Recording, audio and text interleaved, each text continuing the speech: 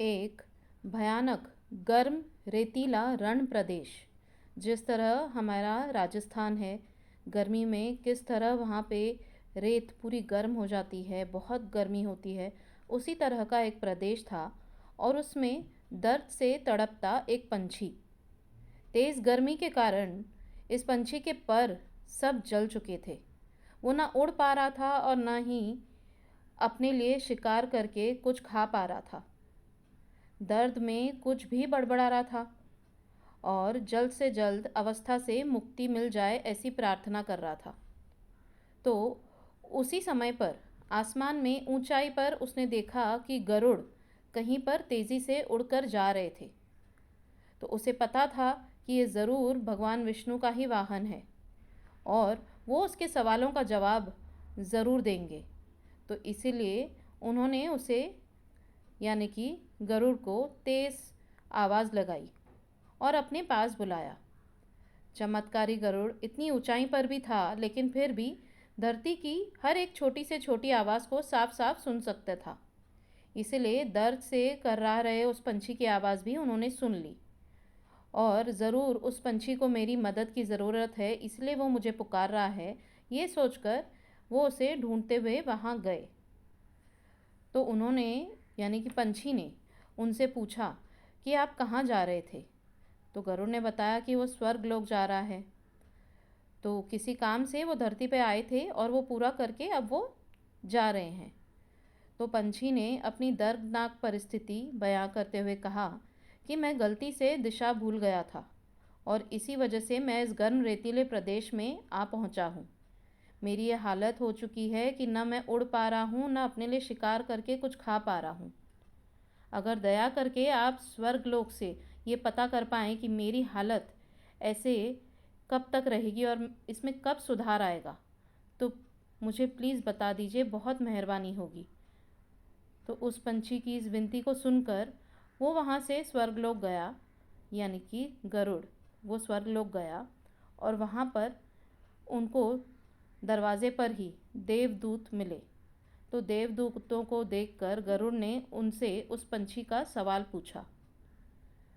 तो इसके जवाब में देवदूत ने कहा कि ये उसके कर्मों का ही फल है और उसे इस जन्म में तो उसे भुगतना ही पड़ेगा। और उन्होंने ये भी बताया कि उसके पाप इतने हैं कि ये कम से कम 7 साल तक लंबी उसको सज़ा ये मिली है, तो अगले 7 सालों तक उसको ये भुगतना ही पड़ेगा। तो देवदूत की बात सुनकर गरुड़ को उस पंछी पर दया आ गई, क्योंकि गरुड़ ने उसकी हालत देखी थी स्वयं। और गरुड़ ने देवदूत से कहा कि भगवान, अगर कोई रास्ता हो तो प्लीज़ बता दीजिए कि उसको थोड़ी राहत मिल सके। तो गरुड़ की विनती को देखते हुए देवदूत ने कहा कि हाँ, एक मंत्र है जिसको बार बार जपने से उसकी ये हालत में सुधार आ जाएगा। तो वो मंत्र है, भगवान तेरा शुक्राना, भगवान तेरा शुक्र है। यह वो अद्भुत मंत्र है जिससे बड़ी से बड़ी सज़ा, बड़े से बड़ा दर्द कम हो जाता है। और ये कभी भी आप कहीं भी किसी भी परिस्थिति में बोलेंगे तो भगवान आपके ऊपर दया ज़रूर करेंगे और आपकी सज़ा भी कम हो जाती है फिर। तो गरुड़ इस मंत्र को लेकर उसी पंछी के पास लौटा और उससे देवदूत से सारी बात बताई कि जो भी बातें हुई थी वो उन्होंने उस पंछी को बताई और वो मंत्र भी दिया और वहाँ से चला गया। फिर 7 दिनों बाद वो फिर से गरुड़ को किसी काम से धरती पर आना पड़ा और उसी रास्ते से वो गुज़र रहा था।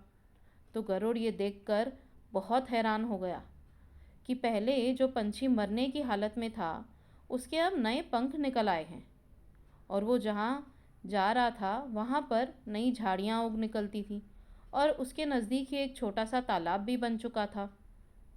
अपना काम खत्म करके गरुड़ जब देवलोक की तरफ वापस लौट रहे थे तो वो उसी देवदूत से मिले। गरुड़ ने देवदूत से पूछा कि आप तो कह रहे थे कि पंछी को 7 वर्षों तक ये पीड़ा सहनी पड़ेगी और अब जो मैं देखकर आया हूँ वो तो अद्भुत है। तो देवदूत ने गरुड़ से कहा कि ये उसी मंत्र का परिणाम है जो तुमने उसको दिया था और तुम्हारे देने के बाद वो दिन रात उसी मंत्र को बोलता रहता। जब उसे तकलीफ़ होती तब वो मंत्र बोलता, भगवान तेरा शुक्र है, भगवान तेरा शुक्र है। जब उड़ने की कोशिश करता और फिर गिर जाता तब भी वही मंत्र बोलता, भगवान तेरा शुक्राना, भगवान तेरा शुक्राना। जब उसे भूख लगती तब भी वो यही मंत्र बोलता, भगवान तेरा शुक्राना। और तुम तो जानते हो भगवान कितने दयालु हैं, अपने किसी भी भक्त को तकलीफ़ में नहीं देख सकते। बस उन्होंने अपने इस नए भक्त की 7 सालों की सज़ा को कम कर कर 7 दिन कर दी।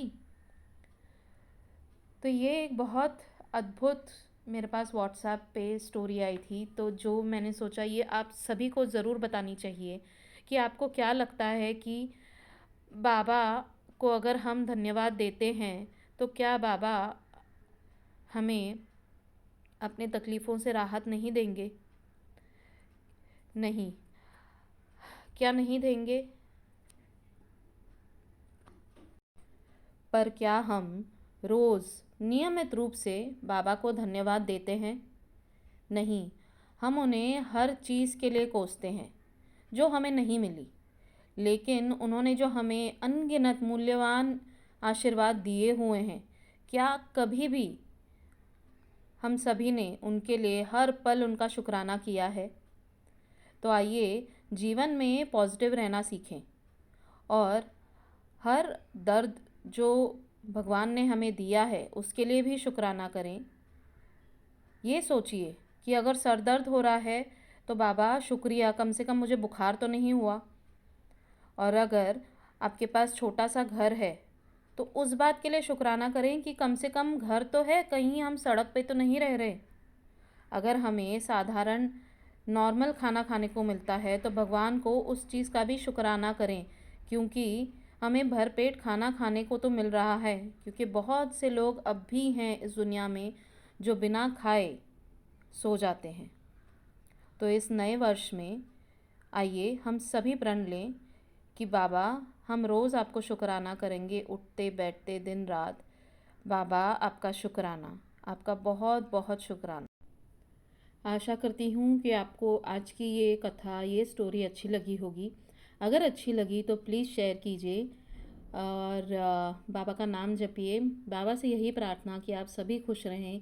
इस नए वर्ष में आप सभी को बहुत बहुत खुशियाँ मिले, आपकी मन की इच्छाएं पूरी हों, आपके घर में सेहत सुख समृद्धि हमेशा बनी रहे। मैं फ़र्स्ट को नहीं आप लोगों को पर्सनली अपने आवाज़ में विश कर पाई क्योंकि मैं आउट ऑफ टाउन थी, इसीलिए मैं आज ही घर वापस आई हूँ और ये रिकॉर्ड करके आपको विशेस दे रही हूँ। तो I hope you all had a very good new year weekend and बाबा की कृपा आप सभी पे बनी रहे, यही बाबा से प्रार्थना। Thank you so much. ओम साई राम, जय साई राम।